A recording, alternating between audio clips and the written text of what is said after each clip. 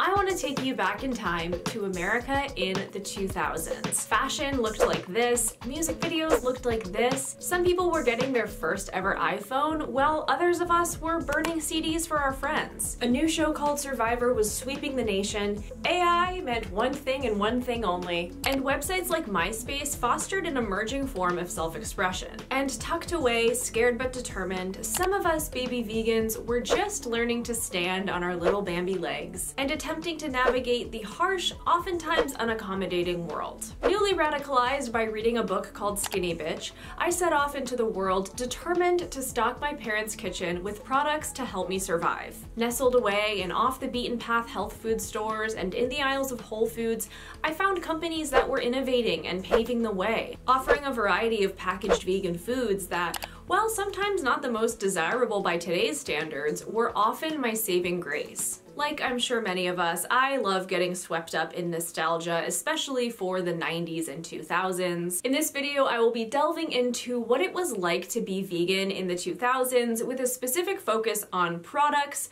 that aren't around anymore. I think it's really interesting to look back at what things used to be like for vegans and comparing it to what it's like now. There were some products back then that left something to be desired, but there were also a lot of really great ones that, while researching and brainstorming this video, I got really sad are no longer around. But certainly all of these products laid the foundation and paved the way for the world that we live in today, where there's vegan food readily available in pretty much any major supermarket. I also want to clarify that I was vegan in the 2000s. I was vegetarian starting in 2006 and then vegan from 2007 to 2010. My vegan journey was not linear. I have a whole video that goes into my vegan journey. I will link it up here. I also discussed it on the live stream I did last week with Vegan, of course. So if you're curious about that, check out either of those videos, but I definitely was vegan for a good part of the 2000s. I did some crowdsourcing for this video because I wanted to see what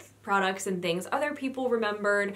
I asked on Instagram, I asked in a community post on YouTube, I also did a Reddit post, but I also found a lot of things just through combing through the internet. I actually had so much fun researching and coming up with products, constantly getting my memory jogged with things that I had totally forgotten about or just randomly remembering something. Hopefully for those of you who were vegan or vegetarian back then, this will be a fun walk down memory lane. Maybe you'll also have some memories get unlocked. For those who weren't, hopefully this will make you appreciate everything that we have today. And I just hope you find this video super fun overall. Before I get into all the products though, I want to talk about what it was like being vegan in the 2000s, sort of just culturally and generally, and things I remember being different back then from how they are now. I don't think we can talk about vegan culture in the 2000s without mentioning Skinny Bitch. This was a book that came out in 2005, and although the selling point was diet book on how to get skinny, it really was a book about veganism. One of the big reasons this book blew up so much is that there was a paparazzi photo of Victoria Beckham holding the book at a store called Kitson in Los Angeles. Which is funny because who knows if she ever actually read the book or followed the Skinny Bitch protocol, but that picture said 1,000 words. I ended up reading the book in 2007 and pretty much going from vegetarian to vegan overnight. I have an entire video where I talk about my experience reading this book, the impact it had on me, and also doing a chapter by chapter breakdown / reaction to it. This book had a huge impact, particularly on millennial women.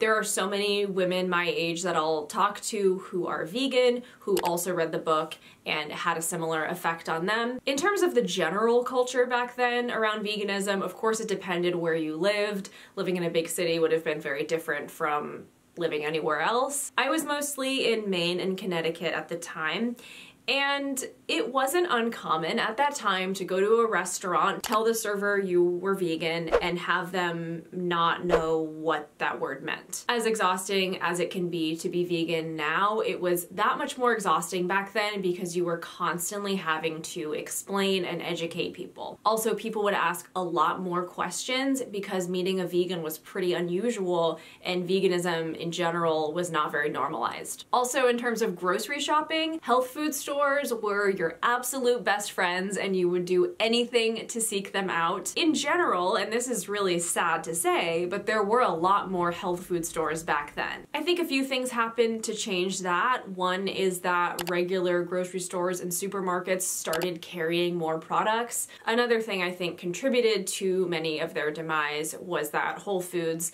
became more prevalent and kind of started to corner the market on health foods. Speaking of Whole Foods was a vegan haven back then. This is something I wrote down in my notes. The Whole Foods salad bar was lit. And I stand by it. And I don't just mean the salad bar, I mean the hot food, prepared food buffet area in general. Now there's just like a run-of-the-mill salad bar, a selection of soups, which oftentimes they don't even have one vegan soup, and then like fried chicken and mashed potatoes and mac and cheese.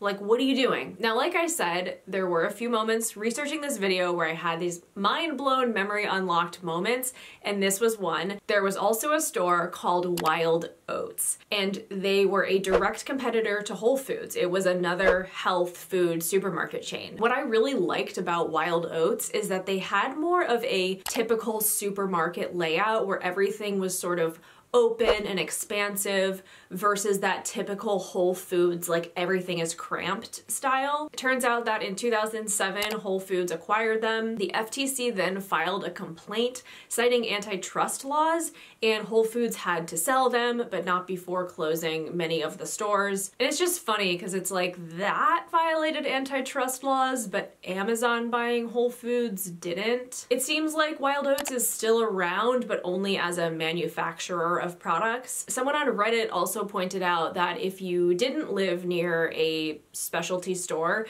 you had to order vegan items online from places like veganessentials.com and veganstore.com. Vegan Essentials is still around. Vegan Store does not seem to be. This person actually suggested I take a look at the Wayback Machine, which I ended up playing around with and browsing on old pages from Vegan Essentials, which was really fascinating to see all the products, see some familiar names of products that are still around today, but with completely different packaging, etc. No matter how you acquired these products, let's get into what some of them were. I broke it down into sections, so let's start with the dairy and egg category. From what I recall, rice milk was the dominant plant milk option, which is pretty surprising because rice milk is far from the creamiest plant milk out there. In fact, I would say it's the least creamy, but that was sort of what everybody drank and what was commonly recommended. It was certainly recommended in Skinny Bitch. And for the most part, the plant milks you bought were the shelf-stable kind. There weren't really that many options in the fridge, so you'd buy the little cartons from the shelf. And the most common brand of rice milk was Rice Dream. And we're gonna talk more about Rice Dream in a later section. Soy milk was also around, and I would say Eden Soy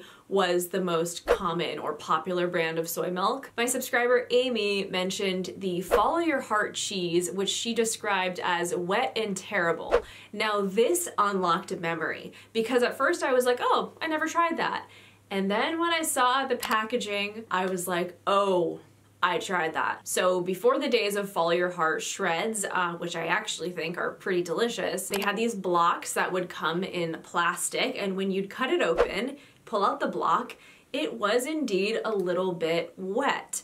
And it also had this kind of squishy, spongy texture. Like from the look of it, especially the cheddar, you'd think that was a solid block.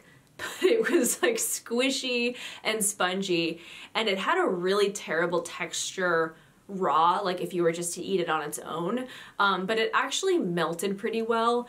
And on the Reddit post I made, the most upvoted comment was someone singing the praises of this cheese and actually saying that a lot of non-vegan people that they would use this cheese to make things for really liked it. There was also a vegan cheese that you would see a lot in stores called Go Veggie Dairy-Free Cheese. Now this cheese was very deceptive because it would say on the package that it was either dairy-free or lactose-free, but it did contain casein. But this company also did make vegan versions, and it would say vegan on the package, but if you didn't know any better, if you were a baby vegan, you probably ate some of this cheese without realizing at first that it wasn't vegan. Although many of us love to dunk on Daiya today, looking on Reddit, I saw some comments that were talking about when Daiya first came out and how revolutionary it was because it stretched unlike any other vegan cheeses of the time. So although we like to make fun of them as one of the less desirable options these days, I have to hand it to them that they really were trailblazers in the vegan cheese space. Soy yogurt was also very popular, and there was a company in particular called Whole Soy & Co. This is the soy yogurt I remember eating the most often. My college had this yogurt in the cafeteria.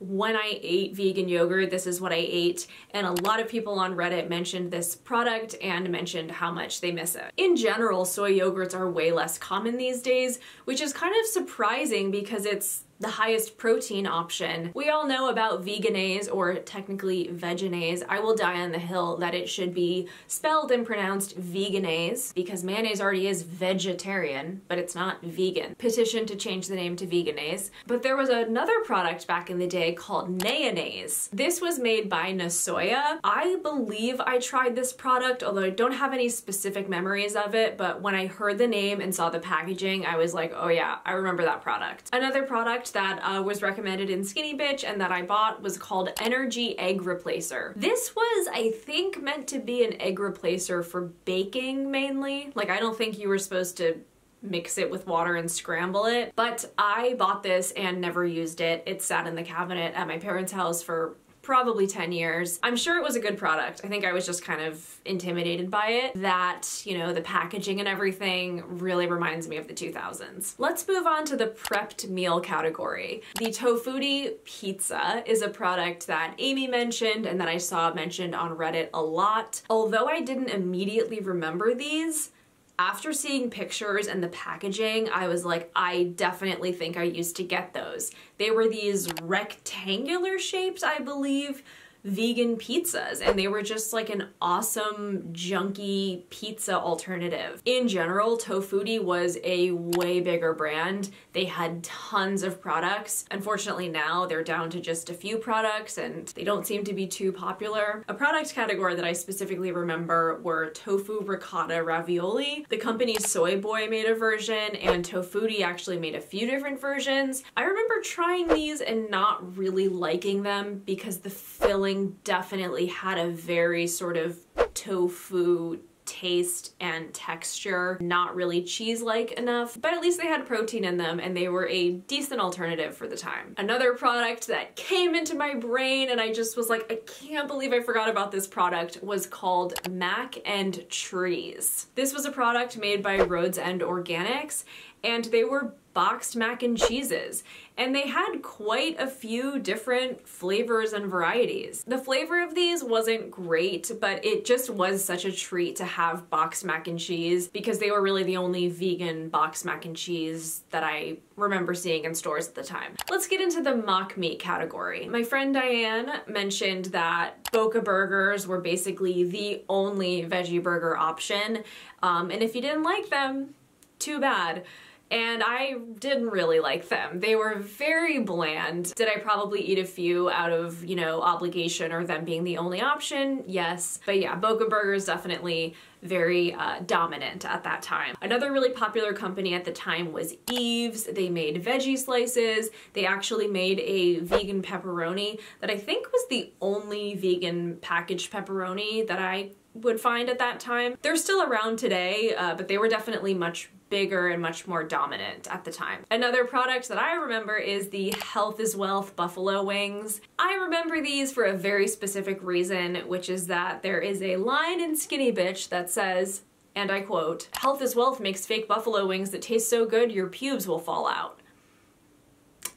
Actual line from Skinny Bitch. These were definitely the first vegan buffalo wings that I ever tried. I don't think these are still around, but I just will always remember them from that Skinny Bitch reference. Morningstar was of course big back then, and they had a product called riblets. They had a really fun and different shape to them, and they also had a really nice texture, and they seemed to be really popular. Although not all Morningstar products are vegan, these ones definitely were, and some good news is that Morningstar is actually bringing them back, they claim in 2024. So That's exciting. Amy also mentioned the Trader Joe's soy nuggets, which I don't believe I ever tried, but I saw these mentioned a lot online. People seem to really like these. There was also the Now and Zen Unturkey and Unchicken, which if you watched my Miyoko's video, you may remember this was Miyoko's line of mock meats. I never saw these, I never tried them, but I thought I'd mention them anyway. Let's move on to snacks, my favorite category. So this is one that Amy submitted, but then I saw it a ton online. People loved this product and really miss it, which were Tangs. Most people describe these as a vegan version of Cheetos. If you look at the ingredients, they were very simple. It was basically just cornmeal, oil, salt, and nutritional yeast. For some reason, I wasn't immediately familiar with these, but the more that I saw pictures and heard about them, I was like, oh yeah, I definitely used to get these. So they were made by the makers of Pirate's Booty. I couldn't find a super clear answer on this, but it seems like originally Pirate's Booty was vegan, and then somewhere along the way it became not vegan. The company also made a product called Veggie Booty, which was the same shape and texture of Pirate's Booty, but veggie flavored, and instead of a cheesy powder, it had this green veggie powder on it. These products were both discontinued at some point. I'm not sure when. There is a change.org petition to bring them back, so sign that if you would like your voice to be heard. So here is something that I did not know, and I'm guessing a lot of you didn't know, and I just thought it was really cool. Robert's American Gourmet, the company that made Pirate's Booty, was acquired by B&G Foods in 2013, and in 2018 it was sold to Hershey's. Robert Ehrlich, the founder of Robert's American Gourmet, then went on to launch another company in 2014 called Vegan Robs. Did you know that the founder of Vegan Robs is the same founder of Pirate's Booty? Because I did not. Back to the 2000s though, another snack which is still around, but which I really remember being big in the 2000s is Primal Strips. I love Primal Strips, I always have. Nowadays, they are much harder to find. Like, they used to sell them in Whole Foods and have all the flavors. Now they don't even sell them in Whole Foods. Their presence has gotten much more limited over the years, which I think is too bad because they're a really great savory snack, high in protein, reasonably priced. Let's move on to desserts. In general, carob was really big in the 2000s. It was talked about and positioned as a much healthier alternative to chocolate. I did like carob, it was pretty good, it tasted chocolatey-ish. But as for dessert products, Rice Dream was huge. Paul is the one who reminded me of all of this, but Rice Dream used to have these novelty ice cream products that were amazing. Specifically, they had these ice cream pies, which was 2 oatmeal cookies with ice cream in the middle dipped in chocolate. And they also had these bars that were coated in chocolate and nuts. These products were amazing, and to this day, there's not really any products that compare to them. I had this memory unlocked when I was looking at a picture of the Rice Dream pies of a similar product, but with marshmallow instead of ice cream. But I thought I must have been misremembering or thinking of a non-vegan product instead, until I saw this comment on Reddit where someone mentioned Sweet and Sarah marshmallows. After doing some Googling, I stumbled upon this product, which is definitely what I remember, which was so good and is such a shame it no longer exists. The Sweet and Sarah s'mores. It was basically a s'more dipped in chocolate and sold individually packaged. It was absolutely delicious, and certainly there's not a product like that that exists today. Uncle Eddie's vegan cookies are a product that are still around today, but they existed in a very different way back in the 2000s. Now you'll find them bagged and kind of smaller cookies, but they used to sell big individually wrapped cookies, and they had all these delicious flavors. They had, you know, peanut butter and chocolate chip and double chocolate chip and molasses and oatmeal. These were dangerous. My mom used to send me care packages when I was in college that had these in them. I would easily eat 1, maybe 2 in a sitting. They were very big. They were very calorically generous. They were absolutely delicious. I am glad these products are still around. When I made this video, I just knew there was going to be a major product that I was going to leave out and realize it too late, so I had to record this clip so that I could include it. And that product is the Suzanne's Rice Mellow Cream. Guys, this was vegan marshmallow fluff, And you better believe I ate this shit all the time. I made peanut butter and fluff sandwiches. I ate it any which way that I could think to. This stuff was amazing. It's no longer around. It's a huge loss to the community. There's no excuse for me forgetting about it. I am so sorry, Suzanne.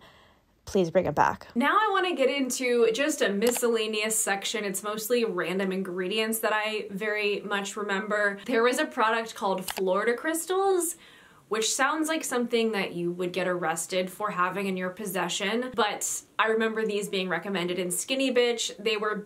It was basically just cane sugar, and this product is still around. There's something I very much associate with that time and with Skinny Bitch. I stumbled upon some recipes that I had put together from 2007, and Florida Crystals was one of the ingredients.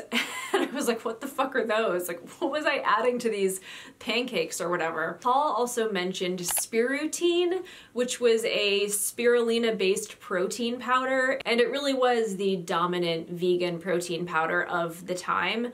I don't want to say the only one, but it was certainly like the one you would buy. I remember buying this. They would sell it in little packets. It's still around. I saw it on Amazon, but I definitely associate this company with the 2000s. That is it for my roundup of 2000s vegan products. As you can see, there was a lot of vegan junk food back then, and I certainly ate a lot of it. One thing that strikes me when I think about the vegan junk food of that time is that it wasn't all trying to be healthy. I think it oftentimes was healthier than the alternatives just because it didn't have animal products in it. And some products would use carob instead of chocolate, little things like that. But for the most part, it was just like vegan junk food. Whereas today, I feel like everything kind of tries to pretend to be healthy in some way. It really was a fun time in terms of discovering new products. It kind of felt like a playground of a lot of different companies trying new things and having outlets to sell them, because I think health food stores are that much more likely to take a chance on a new vegan product than, say, a major supermarket. Overall, while I think the world is better off today in terms of wider access to vegan food and veganism just being more mainstream across the board, there was something to be said about having just these little pockets of places where you could find vegan products. It made it that much more special, that much more of a thrill when you did find things. That's the overall wrap up of what it was like to be vegan in the 2000s. I hope you found this video interesting, nostalgic. Give it a thumbs up if you did. Are there any other products you remember that I missed,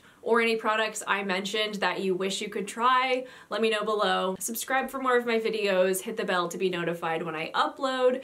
Thanks for watching, and I'll see you again soon. Bye!